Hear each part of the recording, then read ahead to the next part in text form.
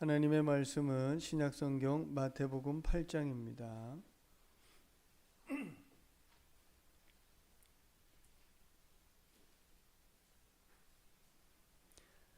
마태복음 8장 18절에서 27절의 말씀입니다. 말씀을 봉독해 드리겠습니다. 예수께서 무리가 자기를 애워싸는 것을 보시고 건너편으로 가기를 명하시니라. 한 서기관이 나와 예수께 아뢰되 선생님이여 어디로 가시든지 저는 따르리이다. 예수께서 이르시되 여우도 굴이 있고 공중의 새도 거처가 있으되 인자는 머리 둘 곳이 없다 하시더라. 제자 중에 또 한 사람이 이르되 주여 내가 먼저 가서 내 아버지를 장사하게 허락하옵소서. 예수께서 이르시되 죽은 자들이 그들의 죽은 자들을 장사하게 하고 너는 나를 따르라 하시니라. 배에 오르심에 제자들이 따랐더니 바다에 큰 놀이 일어나 배가 물결에 덮이게 되었으되 예수께서는 주무시는지라. 그 제자들이 나와 깨우며 이르되 주여 구원하소서 우리가 죽겠나이다. 예수께서 이르시되 어찌하여 무서워하느냐 믿음이 작은 자들아 하시고 곧 일어나사 바람과 바다를 꾸짖으시니 아주 잔잔하게 되었거늘 그 사람들이 놀랍게 여겨 이르되 이가 어떠한 사람이기에 바람과 바다도 순종하는가 하더라. 아멘. 우리 옆에 분들과 인사를 나누실 때 오늘 이렇게 하시죠. 평안하기를 원합니다. 네.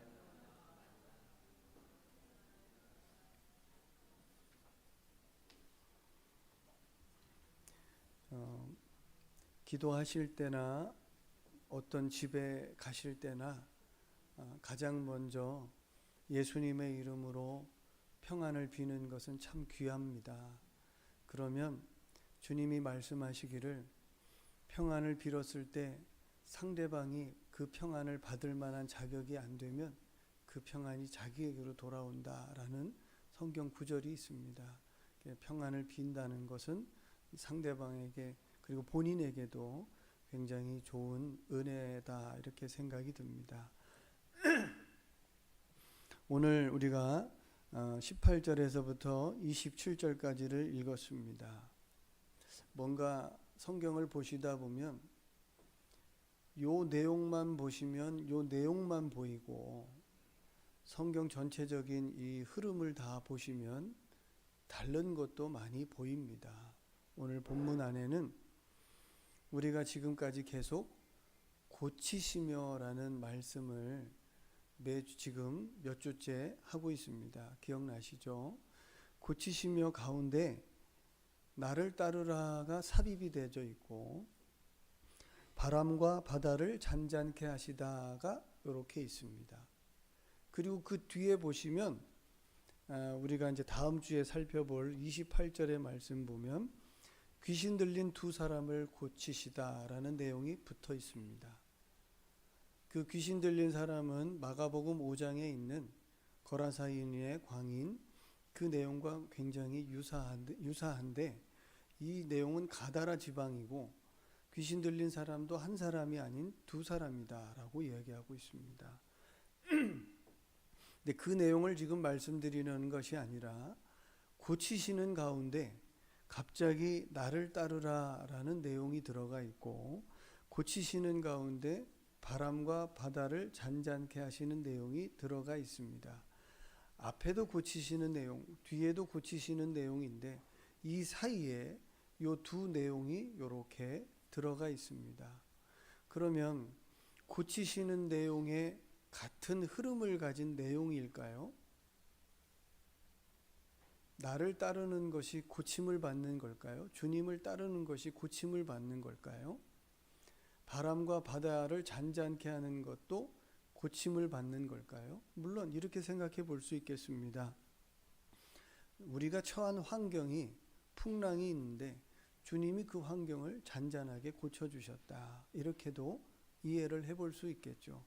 그런데 오늘은 이 고치시다 이 사이에 이 내용이 들어가 있는데 이 두 내용이 값지게 보입니다. 왜 값지게 보이냐면 주의를 환기시키는 내용처럼 보이기 때문입니다. 하루 종일 여러분들이 인생을 바쁘게 삽니다. 바쁘고 열심히 삽니다. 바쁘고 열심히 살았는데 나중에 나이 들어서 보시니 바쁘고 열심히 산 것이 정답인가요? 바쁘고 열심히 살았는데 바쁘고 열심히 산 것이 인생을 참답게 살았다라고 생각할 만한 정답이던가요? 그렇진 않죠.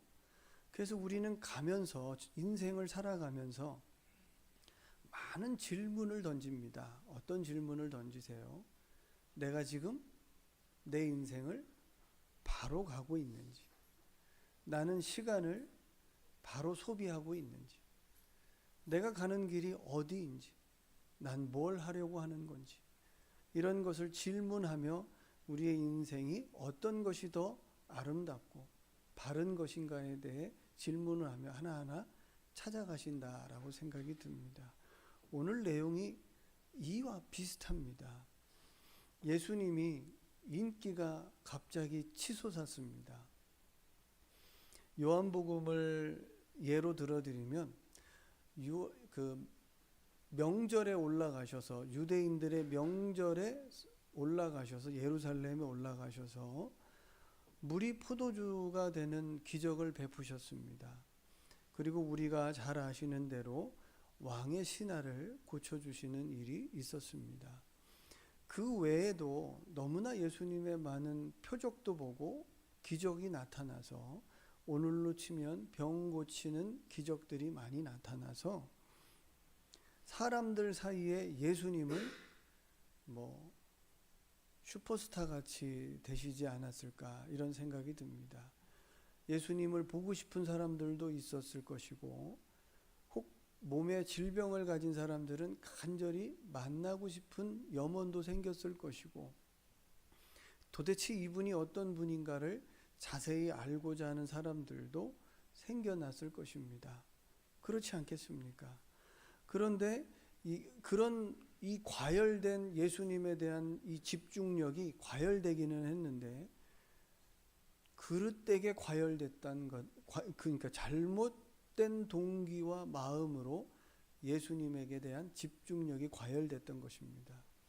요한복음 5장에 보시면 예수님이 오병이어의 기적을 나타내 주시는데 오병이어의 기적을 맛본 사람들이 저분은 정말 메시아구나, 저분은 하나님께로부터 오신 분이 맞구나, 저분을 믿어서 우리가 영생을 얻고 저분을 믿어서 하나님 나라의 자손이 되어야 되겠다라고 믿음을 갖는 것이 아니라 저분을 만나면 먹을 것이 생기는구나, 저분을 만나면 마실 것이 생기는구나 라고 생각을 해서 예수님을 억지로 붙잡아 왕으로 삼으려 했다라고 성경이 기록을 하고 있습니다.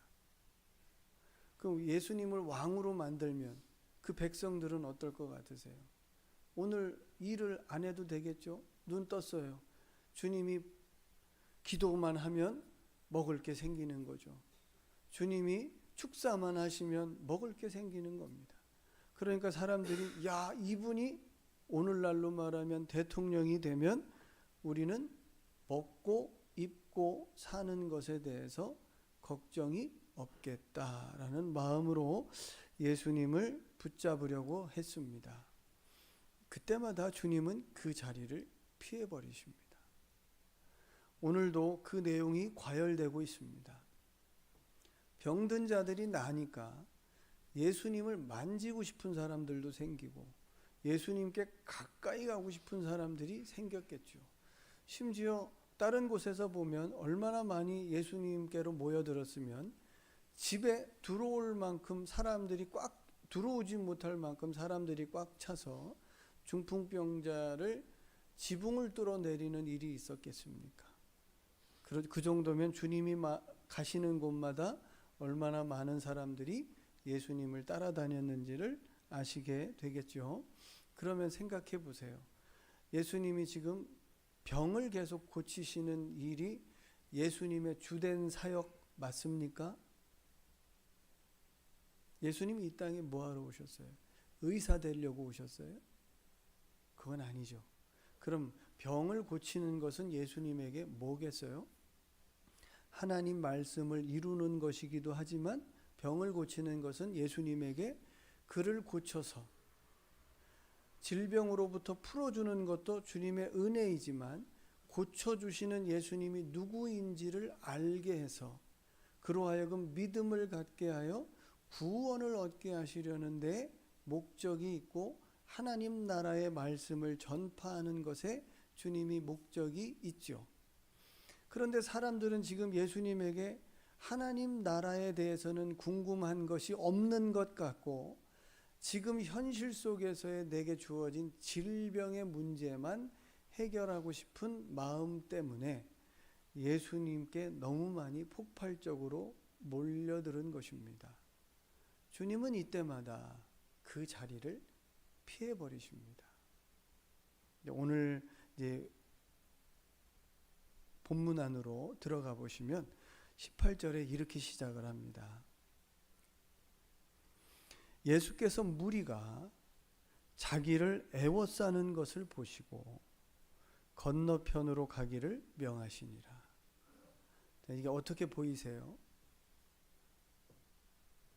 사람들이 예수님을 애워쌌답니다. 그리고 무엇 때문에 저 무리들은 예수님을 애워쌌을까요? 보려고? 아니면 본인이 원하는 걸 이루려고? 다양한 마음에서 예수님을 애워쌌겠죠.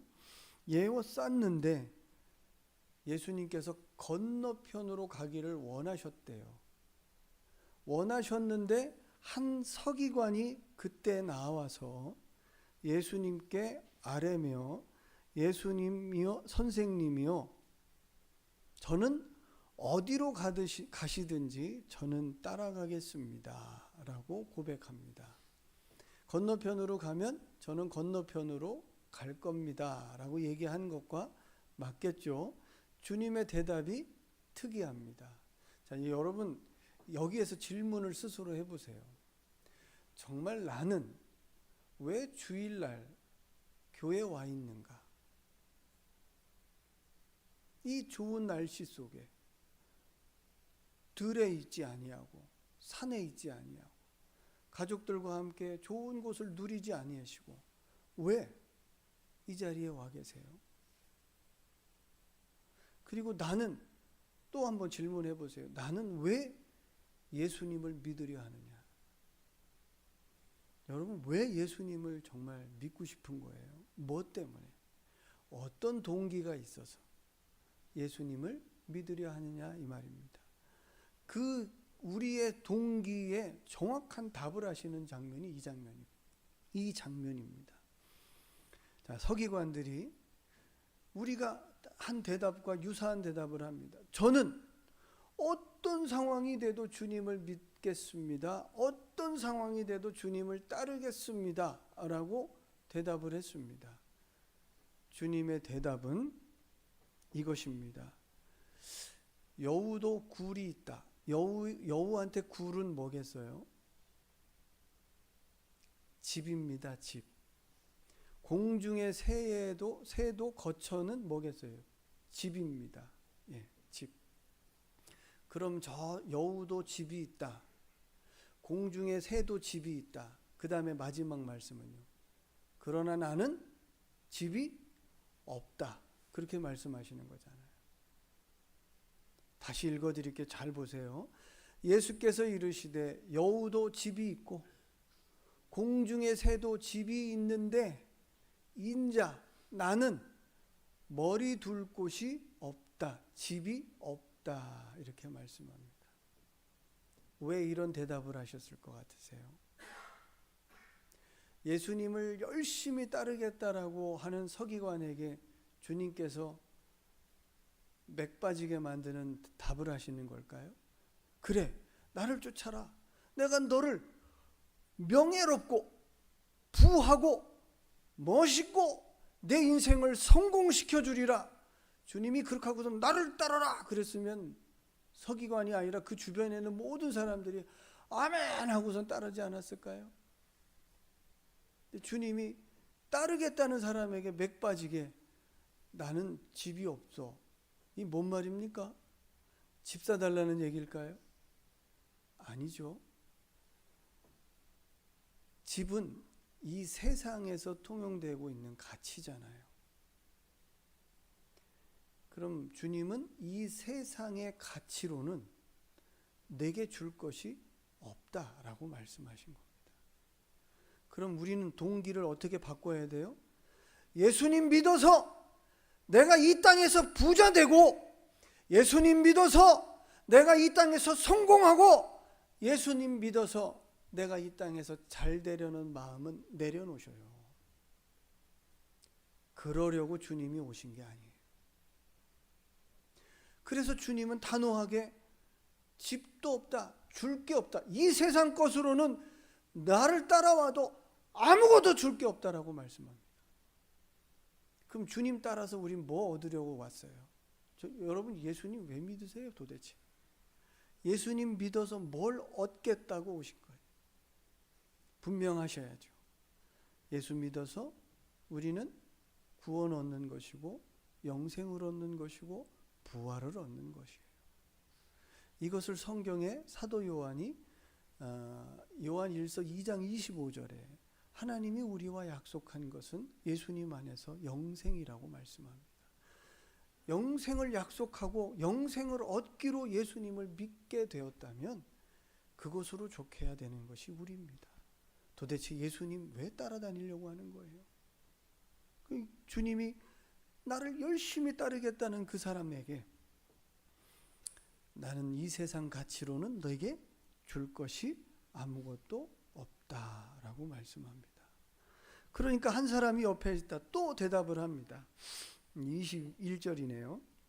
이번엔 제자입니다. 제자 중에 또 한 사람이 이르되 주여 내가 먼저 가서 내 아버지를 장사하게 허락하옵소서라고 말씀을 합니다. 22절에 예수님의 대답입니다. 예수께서 이르시되 죽은 자들이 그들의 죽은 자들을 장사하게 하고 너는 나를 따르라 하시니라. 아멘. 저게 무슨 뜻일까요?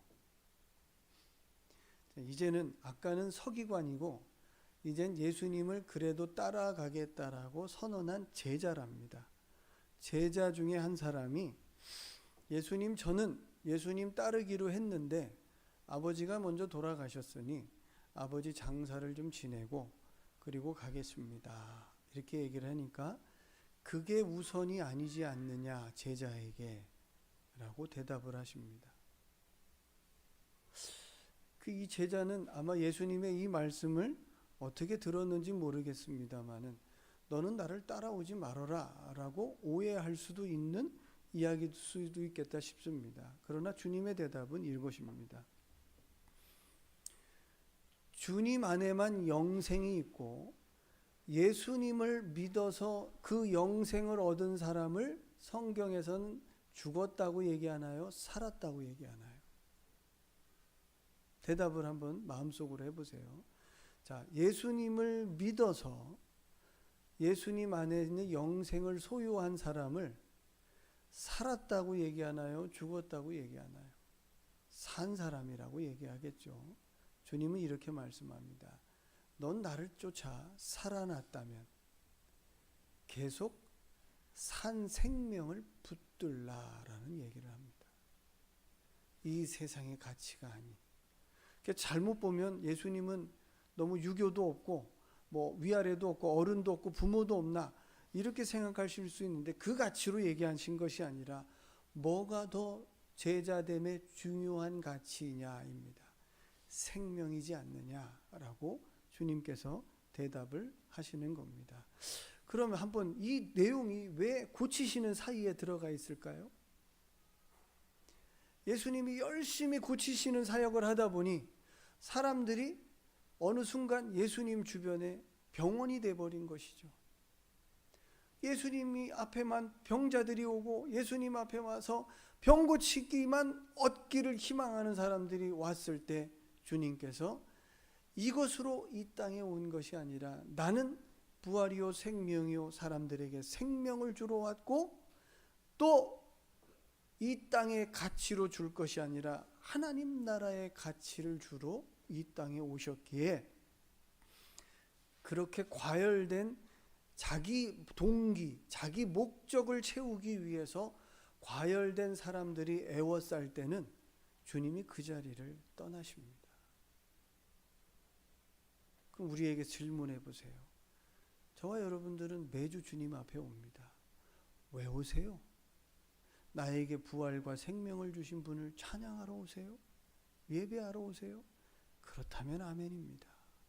그리고 내게 주신 그 영생을 내가 가졌기에 주님 앞에 늘 감사한 마음으로 또다시 일주일을 고난 중에 있어도 삶의 고단함 속에 있어도 범사에 감사함으로 하나님 앞에 믿음으로 서겠다라고 하시면 아름다운 것이겠죠. 그러나 만약 예수님을 통해서 이 땅의 가치를 늘려보고자, 이 땅의 재화를 늘려보고자, 이 땅에 내 욕심을 펼치고자, 내 성공을 펼치고자 오신다면 주님은 그 자리를 떠나실 것입니다. 왜냐하면 우리의 동기와 목적이 주님 보시기에 예수님을 믿으려 하는 목적이 아니기 때문입니다. 그렇게 예수님을 믿는다는 것은 구약시대에는 우상숭배처럼 섬기는 것이라고 이야기합니다. 우상이 그렇지 않습니까? 우상 앞에 갈 때 여러분들이 예를 들면 어떤 우상을 세워놓고 내가 인생을 바로 살겠습니까? 그럽니까? 그 우상 앞에 서서 뭐라고 얘기합니까? 날 좀 복 좀 달라. 왜 복을 안 주냐? 내가 이렇게 치성을 드리는데 어째서 안 주냐? 그러지 않습니까? 그렇게 하나님을 섬기는 것에는 하나님도 계시지 않고 남는 것도 없습니다. 그런데 이제 그 뒤에 내용이 오늘 더 뒤에 하나가 또 있습니다. 이 내용은 오늘 날씨가 참 좋죠. 제 목소리가 평상시 때보다 좀 더 나긋나긋하나요? 많이 좀 힘드시죠? 재밌게 해야 되는데 그렇지 못해서 노력을 해보겠습니다. 예. 그 뒤에 보시면 나를 따르라 했을 때 나를 따라오는 목적과 동기를 분명히 해라 라고 주님이 고치시는 현장에서 그 생각과 마음을 고쳐먹어라 이렇게 얘기를 하시는 듯 보여집니다. 두 번째 그 뒤에 보면 그 예수님을 모시고 제자들이 지금 배에 올라서 건너편으로 가기 위해 배에 올랐습니다. 23절 배에 오르심에 제자들이 따랐더니 24절 바다에 큰 놀이 일어나 배가 물결에 덮이게 되었으되 예수께서는 주무시는지라 이렇게 나옵니다. 요 본문 안에 보면 믿음이 적은 자들아 요 내용이 나와서 핵심이 믿음같이 보여집니다. 그래서 믿음이 크고 믿음이 많고 믿음이 적고 믿음이 약한 이런 것들을 대조하여 이야기할 때 이 내용들이 가끔 등장하기는 합니다. 그러나 전체적인 내용의 흐름상 보면 믿음도 중요하지만 주님께서는 조금 더 다른 내용을 말씀하고 있는 듯 보입니다. 예수님께서 마태가 기록을 할 때 8장 17절을 기록을 할 때 이런 내용을 소개하고 있습니다. 제가 읽어드릴게요. 이는 선지자 이사야를 통하여 하신 말씀에 우리의 연약한 것을 친히 담당하시고 병을 짊어지셨도다 함을 이루려 하심이더라. 그래서 예수님께서는 우리의 연약한 것을 담당도 하시고 병을 짊어지시는 분이시다라는 것을 이루기 위해서 치료도 하시고 우리의 연약함도 담당하신다라는 내용을 기록하고 있습니다. 그 연약함을 담당하시고 병을 짊어지시는 예수님을 함께 배에 태워 제자들이 노를 저어 건너편으로 갑니다. 제자들의 실력과 능력으로 감당할 수 없는 풍랑이 일어서 거의 죽게 되었다라고 얘기합니다. 예수님은 주무시다가 일어나셔서 왜 이렇게 믿음이 작아? 라고 얘기하시더니 그 바람과 바다를 잔잔케 하시고 이 모든 환경을 한 번에 정리하십니다. 그랬더니 사람들이, 제자였겠죠, 제자들이 놀랍게 여기고 이분이 누구이기에 이렇게 될까라고 생각했답니다. 자, 어떻게 느껴지세요? 예수님의 제자들은 주님 따르겠어요 라고 했더니 주님 따르겠어요 하기 직전에 나는 너희들에게 이 세상의 가치로 줄 것이 없다라고 말씀하시더니 예수님을 기껏 따라온 자들에게 준 첫 번째 선물, 풍랑인 거죠. 풍랑 만나서 야, 이분 따라오니까 죽게 생겼네 라고 생각할 수 있지 않겠어요? 야, 이분 따라오니까 아우 따라오지 말걸, 바다 가운데 이거 죽게 생겼네 라고 얘기했는데 주님이 일어나셔서 그들이 죽게 생긴 상황, 내 힘으로 풀어낼 수 없는 연약한 상황들을 대신 담당하셔서 정리하시는 부분입니다. 그랬더니 제자들이 비로소 눈을 들어 이분 누구시지? 라고 이제 생각을 하게 됐다는 겁니다. 이분이 누구시기에 이런 환경과 상황도 정리하실 수 있는가라고 생각을 했겠죠. 그리고 본인들이 지금 그분과 함께 있다는 것에 대한 어떤 느낌을 가졌을까요? 이제 앞으로 이분과 함께 다니면 내가 연약하여 할 수 없는 것을 이분이 대신 담당하시는 은혜를 누릴 수 있겠다, 그 믿음이 더 커지겠다라는 생각을 했지 않을까 싶습니다. 이 두 가지가 이렇게 물려 있네요. 그럼 주님이 우리에게 주시고 싶으신 건 뭘 것 같으세요? 바로 우리의 연약함을 대신 지시는 당신 예수 그리스도를 우리에게 주시고 싶으신 겁니다. 그렇지 않을까요? 주님, 우리는 주님 따랐어요. 그래, 나는 너에게 나를 준다. 이렇게 말씀하시는 거죠. 나는 너의 연약함을 담당하고, 나는 너의 생명이며, 나는 너의 부활이다. 나는 너의 길이며, 나는 너의 하나님 나라다. 라고 말씀하시는 거죠. 아멘 아닌가요?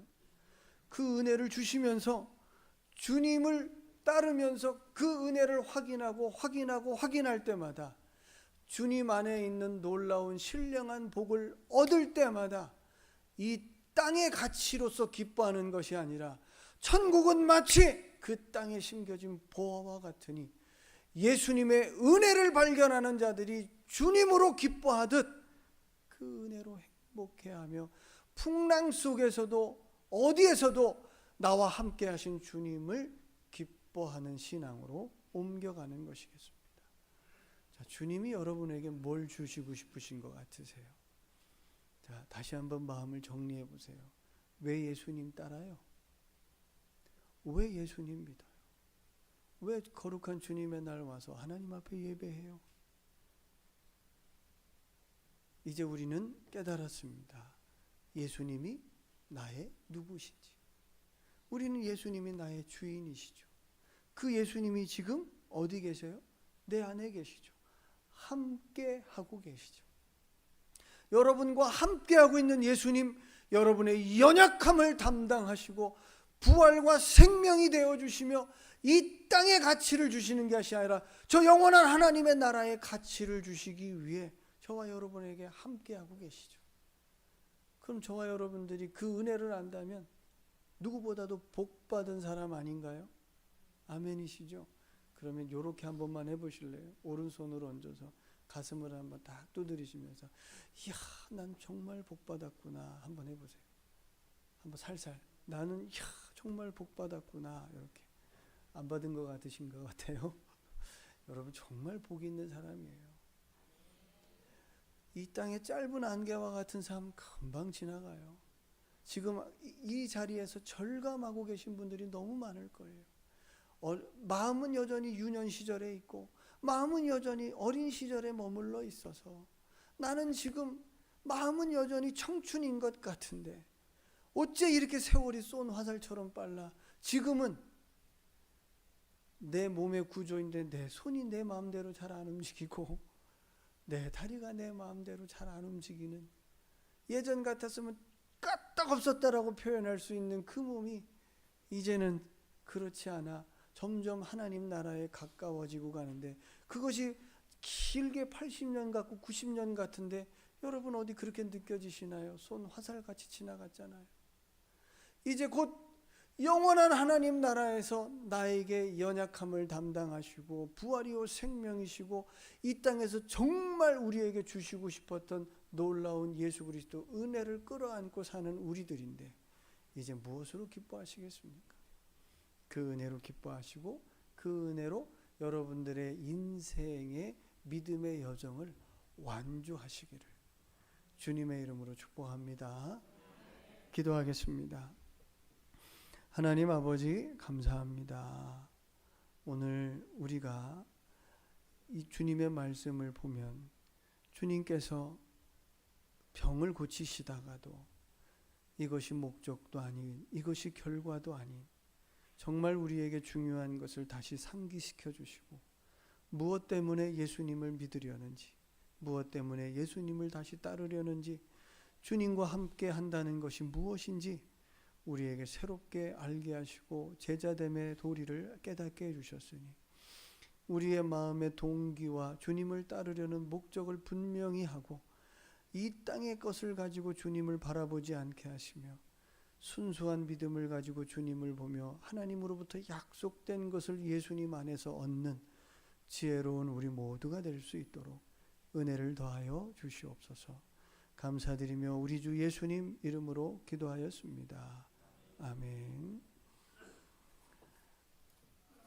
교회 소식을 먼저 전해드리고 특별한 순서 하나만 하겠습니다. 우리 금주